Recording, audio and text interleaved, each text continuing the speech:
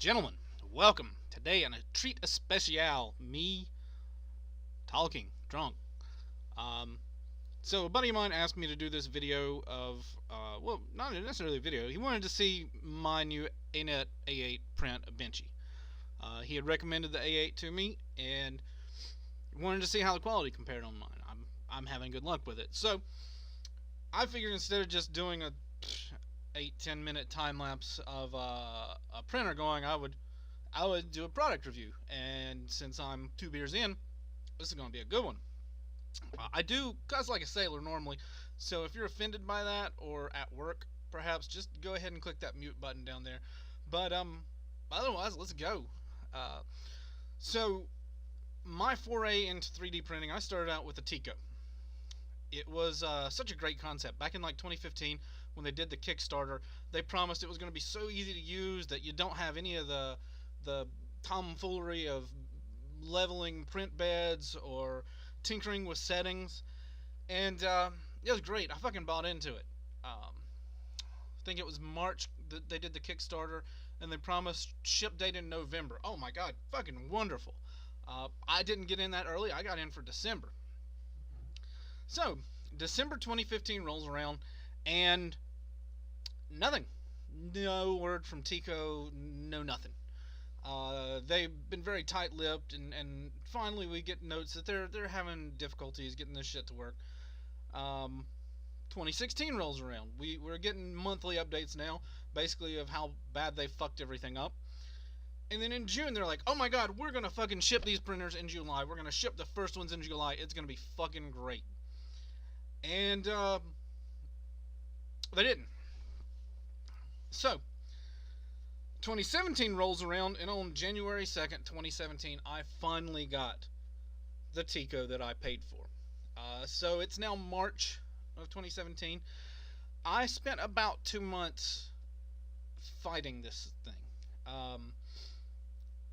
It is, to be blunt, the biggest piece of fucking shit I have ever touched in my life. Every promise they made about what it would do, it failed to do. It was not tinker free. There were very few settings, but you had to mess with them constantly. I couldn't get one print job to work from one to the one I did, half an hour later with the same temperature setting. You were always chasing settings of some type. The biggest complaint is that there was no cooling fan in there, so you ended up with spaghetti prints. Everything was stringy. The filament would just run all over the place, and it made a huge mess. It's a Delta printer. The connector rods that actually connect the motors to the head are flexible. They're made out of plastic, and they flexed. So the accuracy was gone on atrocious. I mean, just bad. People on the forums, there were a few apologists and a few eternal optimists on there who were messing with it and figured out, well, if you put some white lithium grease on the ends, then it works better. If you take some Teflon tape and you put it on the motor rails, then it works better. But it was just flawed from the beginning. It was a terrible, terrible piece of shit. And now they're bankrupt. They kind of deserve it, if I'm fucking honest. So anyway, a month ago, I basically got fed up with this thing, and I posted on Facebook to my friends. I'm like, this piece of shit needs to go out of my house. I'll give it away for fucking free. Who fucking wants it? And I gave it away to one of my friends for free, and I feel like I ripped him off. I think he had it for maybe a week before it threw a red light and died, and you can't buy parts for it. They're all fucking proprietary. Every piece of it is fucking proprietary, and they're bankrupt. So no support, no nothing. But in the search for what I was going to buy next, I had a couple recommendations, and finally somebody pointed out the Anet A8. Anet, I don't know. I don't know how you pronounce it. And at this point, I should say, this is not a sponsored review. Nobody has given me shit. In fact, by the end of it, Anet probably won't want their name associated with this. And based on what I've heard from Jatman and others, I'll probably get a message from the founders of Tiko, who can just go fuck themselves, honestly. So, this printer, I bought in kit form. I wanted to put it together myself and see this tinkering and this work that's required to make one. So I bought the kit. A couple weeks later, it arrives from Hong Kong, and I take it out and start building it. For the most part, it's pretty straightforward. They've got some videos up online from the company that show you step by step how to build it. It's got decent documentation. One thing is that the videos aren't up to date. Apparently, they've gone through revisions. So, like the x-axis control rod on the left side of the printer shows it as being three-sided with 3 bolts. Mine is completely enclosed, which means when you put the belt in, you have to loop the belt in and then stick the motor in behind it so it'll catch. You can't feed it through and then loop it and pass it back through. No big deal. The documents say that it needs a M3 by 25 millimeter bolt, which they don't include. I did happen to find M3 by 20 socket cap screws that work. I don't know if that's what they're for, but fuck it, they were in there.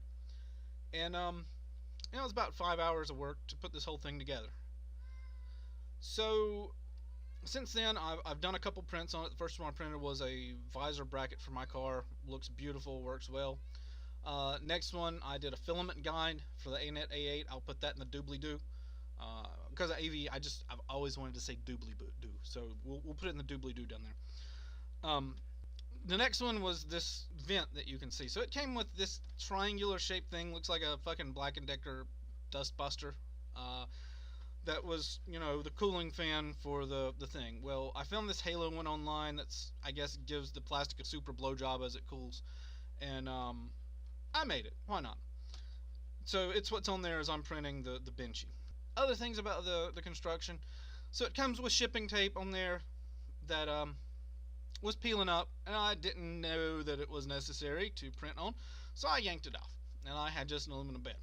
First time I tried to print, didn't stick to it. Won't stick to aluminum. Fuck that. And being an autocrosser, I should have blue painter's tape, but apparently I'm a fucking hack and I didn't. So I had to go buy blue painter's tape to print on. I also got some Aquanet, as you can see in the background. Both of them work well together. They work fucking great. Spray the Aquanet, put it on the blue, and it sticks like crazy. The complaint is that they sent this pair of flush cutters with it that you're supposed to cut the belts with. These things are straight up fucking Chinesium. I don't know that I own any tools that I would describe as skookum as frig, but these are the polar fucking opposite of it. I was literally cutting a rubber belt, I guess, and the fucking thing snapped in half and hit me in the face. They're cheap Chinese knockoffs. They look identical to the nice Zuron cutters I have. They even have the rectangle in the butylene overmold where it should say Zuron, but it says fucking nothing because it's a Chinese knockoff. Contacted the company about that. Just told them, hey, you should probably send better shit with your stuff before somebody pokes their eye out. Wear your safety squints.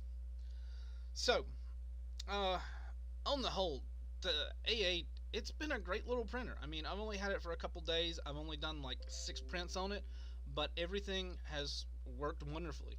I'm using Cura 3D for the slicer, writing the G-code directly to an SD card, slapping it in, going on the menu, and telling it to print.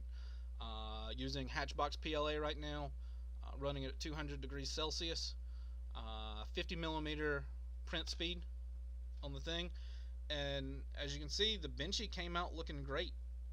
There's a couple little boogers on it where, in the arches, but for the most part, it's awesome.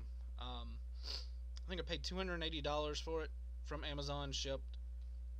I really can't complain about that. All in all, it's a great little printer. It has its issues, I'm sure. All of them do. But I like it. I'd recommend it. Stay the fuck away from Tiko, though, whatever you do.